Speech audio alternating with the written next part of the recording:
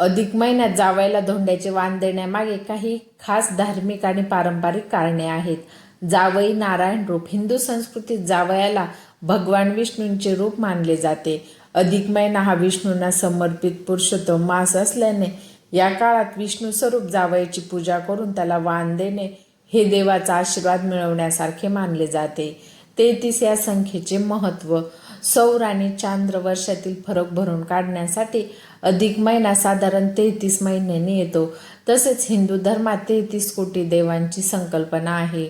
म्हणूनच या काळात 33 या संख्येत वस्तूंचे दान किंवा वाण, उदाहरणार्थ 33 अनारसे दिले जातात. धोंडा नैवेद्याची संकल्पना. धोंडा म्हणजे दगड. अधिक महिना हा पंचांगामध्येच आलेल्या धोंड्यासारखा मानला जातो.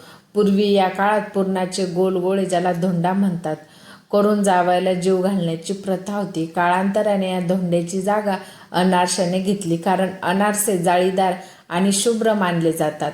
मुलीचे सुख आणि समृद्धी. आपल्या मुलीचा संसार सुखाचा व्हावा आणि तिला सासरी मान मिळावा या भावनेतून सासू सासरे जावयाचा धोंडा किंवा वाण देऊन आदर सत्कार करतात. व्हिडिओ आवडल्यास व्हिडिओला लाईक करा, शेअर करा. चॅनलवर नवीन असाल तर चॅनलला नक्की सबस्क्राईब करा. धन्यवाद.